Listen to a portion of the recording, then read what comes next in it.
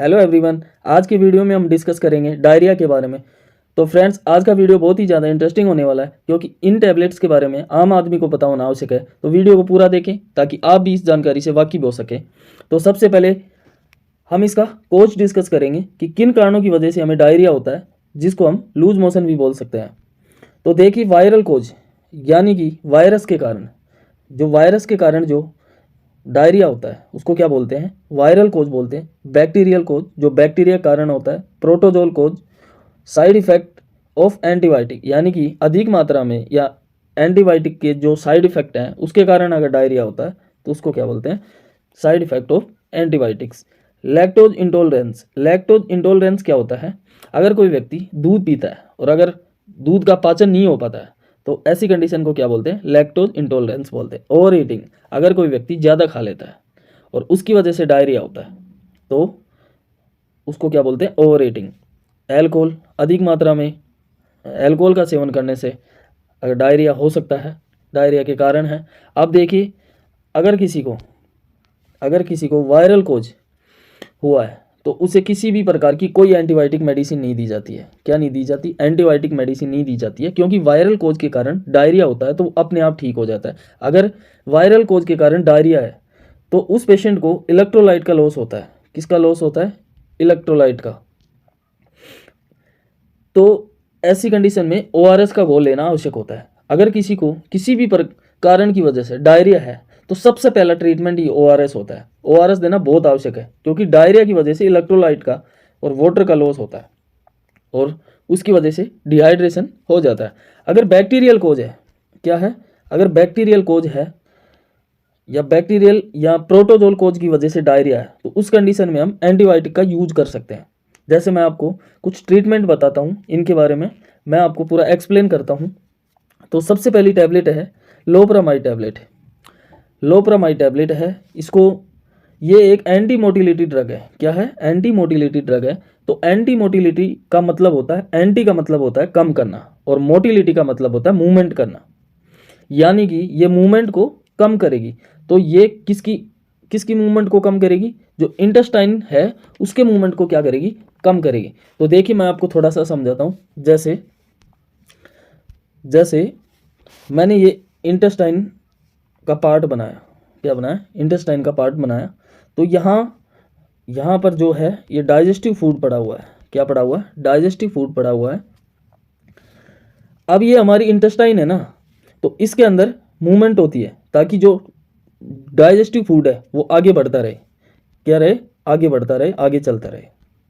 अब ये जो इंटेस्टाइन है इसकी मूवमेंट हो रही है और जिस भी पेशेंट को डायरिया हो रहा है, कोई भी पेशेंट है उसको अगर डायरिया हो रहा है तो उस पेशेंट को लोपरामाइड देते हैं। क्या देते हैं? लोपरामाइड देते हैं। तो लोपरामाइड क्या है? एंटी मोटिलिटी ड्रग है, यानी कि ये जो इंटेस्टाइन के मूवमेंट को कम कर देती है। यानी कि लोपरामाइड इंटेस्टाइन की मूवमेंट को डिक्रीज कर देगी, जिसकी वजह से जो डाइजेस्टिव फूड पड़ा हुआ है, जो ये इंटेस्टाइन के अंदर जो डाइजेस्टिव फूड पड़ा हुआ है, उसके मूवमेंट को क्या कर देगी? कम कर देगी। क्या कर देगी? उसके मूवमेंट को कम कर देगी। अब ये जो डाइजेस्टिव फूड है वो धीरे धीरे आगे जाएगा। ये जो यहाँ पर जो डाइजेस्टिव फूड पड़ा हुआ है वो क्या करेगा? धीरे धीरे आगे जाएगा। तो जो अब इंटेस्टाइन को टाइम मिल जाता है किसके लिए? जो डाइजेस्टिव फूड पड़ा है जो आगे जा रहा है, इसमें से जो भी वाटर है, मिनरल्स है, इलेक्ट्रोलाइट है, उनको क्या कर लेगी? एब्जर्व कर लेगी। उसका टाइम उसको मिल जाता है। अब इनको एब्जर्व करके ब्लड के अंदर डाल देगी। अब देखिए, डायरिया के अंदर क्या होता है? वाटरी फ्लूइड आता है। जो फीसेज होते हैं वो वाटरी फीसेज होते हैं। तो ये जो इंटेस्टाइन है उनको एब्जर्व करके ब्लड के अंदर भेज देगी।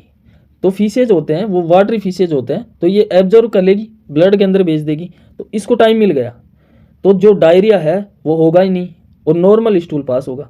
तो इस तरीके से ये लोपरामाइड है, ये काम करती है। क्या करती है? इस तरीके से लोपरामाइड काम करती है। अब हम बात करते हैं इसके डोज के बारे में। इसकी डोज क्या है? कोई भी बच्चा है उसके अंदर तो ये क्या है? कॉन्ट्रा इंडिकेटेड है, यानी कि 6 साल से नीचे का बच्चा। क्या है? Contra indicated. Children less than 6 year. Loperamide is Contra indicated in children less than 6 year. यानी कि 6 साल से नीचे का बच्चा है उसको तो ये लोपेरामाइड देनी ही नहीं चाहिए। 6 ईयर से अगर नीचे का अगर कोई बच्चा है तो उसको हम लोपेरामाइड नहीं दे सकते। अगर 6 साल से 12 साल तक का बच्चा है तो उसकी डोज होती है 2 mg। कितनी होती है? 2 mg। 2 mg followed by 1 mg after each motion. यानी कि 2 mg सबसे पहले हमने दिया। अगर इसके 3-4 घंटे बाद में, कितने घंटे बाद में? 3-4 घंटे बाद में मोशन हो रहा है, यानी कि लूज मोशन जा रहा है, तो अब हम इसकी डोज कितनी देंगे? 1 mg देंगे। अगर फिर 3-4 घंटे में अगर फिर से वापस से अगर मोशन जा रहा है तो फिर से हम कितना देंगे? 1 mg देंगे। यानी कि इस डोज को हम पूरे दिन में 3 बार दे सकते हैं। यानी कि 24 घंटे में इस डोज को हम कितनी बार दे सकते हैं? 3 बार दे सकते हैं। और अगर 12 साल से ऊपर का है, यानी कि 12 साल की जो डोज है 12 साल से ऊपर का है, यानी कि अडल्ट डोज है, तो उसको हम 4 mg देंगे। सबसे पहले कितना देंगे? 4 mg। और अगर उसी तरीके से अगर 3-4 घंटे बाद में मोशन जा रहा है तो हम कितना mg देंगे? 2 mg देंगे। कितना फॉलो करेंगे? 2 mg फॉलो करेंगे।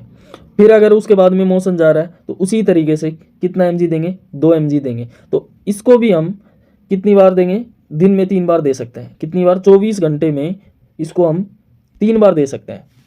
तो इसी तरीके से इसकी डोज चलती है, सबसे पहले 4 mg, उसके बाद में 2 mg और उसके बाद में 2 mg।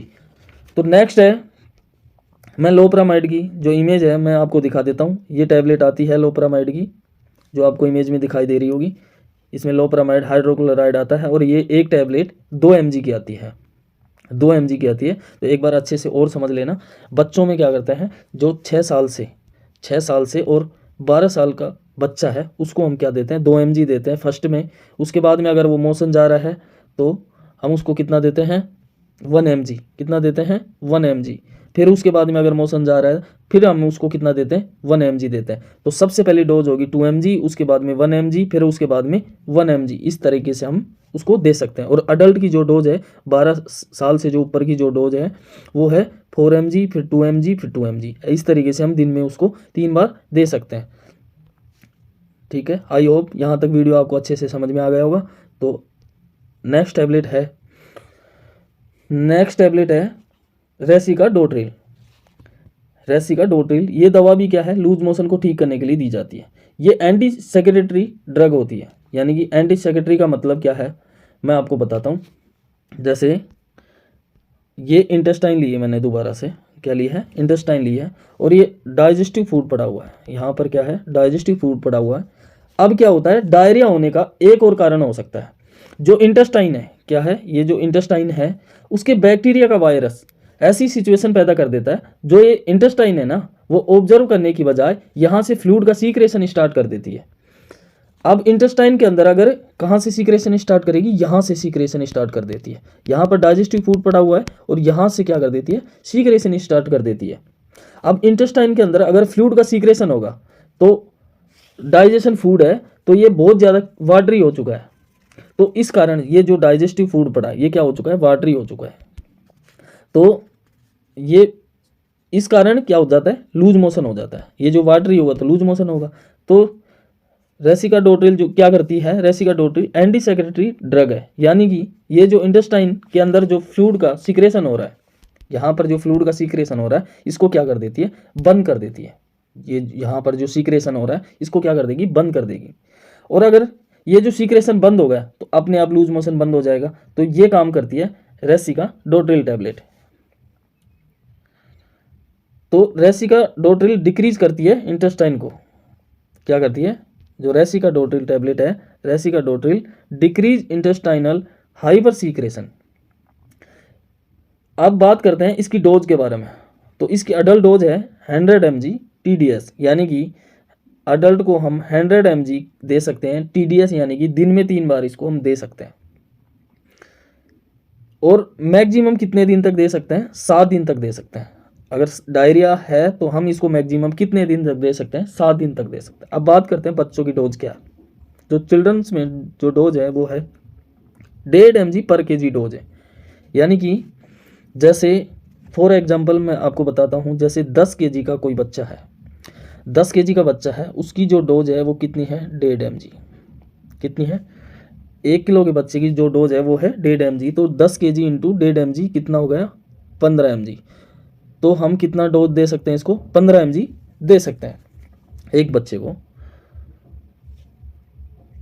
देखिए अगर किसी व्यक्ति को डायरिया है और साथ में ना तो ब्लड आ रहा है, क्या आ रहा है, ये साथ में ना तो ब्लड आ रहा है, अगर किसी को डायरिया है और साथ में ना तो ब्लड आ रहा है ना ही बुखार है, तो आप उसको क्या दे सकते हैं, लोपरामाइड भी दे सकते हैं और रेसिकाडोट्रिल टैबलेट भी दे सकते हैं।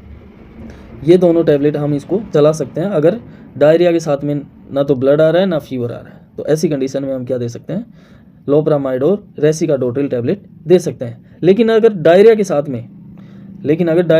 में ब्लड आ रहा है या बुखार आ रहा है, तो आप समझ जाना कि उसकी बॉडी के अंदर इन्फेक्शन है, यानी कि बैक्टीरियल में प्रोटोजोल कोज की वजह से डायरिया हुआ है। किसकी वजह से, बैक्टीरियल और प्रोटोजोल कोज की वजह से डायरिया हुआ है। अगर इन दोनों कंडीशंस में से कोई भी समस्या है तो उस पेशेंट को ना तो लोपरामाइड देनी है ना ही रेसिकाडोट्रिल टैबलेट देनी है, क्योंकि उस कंडीशन में उसको इन्फेक्शन है और इन्फेक्शन में हमें एंटीबायोटिक की ज़रूरत पड़ती है।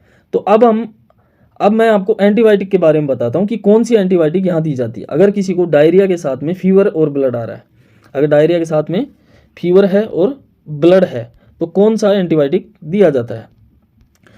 तो यहाँ पर ORS तो यूज़ करना ही है, चाहे डायरिया किसी भी रीजन की वजह से हुआ हो, क्योंकि डायरिया में जो डिहाइड्रेशन होता है और ORS हमें क्या करता है, डिहाइड्रेशन से बचाता है। अगर बैक्टीरियल कोज और प्रोटोजोल कोज की वजह से डायरिया है तो आप यहाँ तो ओफ्लोक्स ओजेड जिसमें आता है ओफ्लोक्सासिन ओनिडाजोल, या फिर आप नॉरफ्लोक्स टीजेड यानी कि नॉरफ्लोक्सासिन टिनिडाजोल, और इसमें क्या आता है, लैक्टिक एसिड भी आता है, जो भी किसमें, लूज मोशन में यूज की जाती है, जो बच्चों में यूज की जाती है। तो यहाँ पर भी आप ले सकते हैं, या तो आप क्या ले सकते हैं, ओफ्लोक्स ओजेड ले सकते हैं या नॉरफ्लोक्स टिनिडाजोल ले सकते हैं।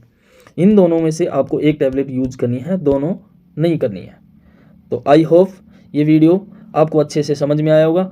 अगर वीडियो अच्छा लगे और अगर आपकी कोई डिमांड है आगे वीडियो की, तो आप मेरे को कमेंट करके बता सकते हैं। और अगर आप चैनल पर नए हो तो चैनल को सब्सक्राइब कर लो और बेल आइकन को प्रेस करना ना भूलें, ताकि आने वाला हर एक वीडियो आप तक सबसे पहले पहुंच सके। Thank you.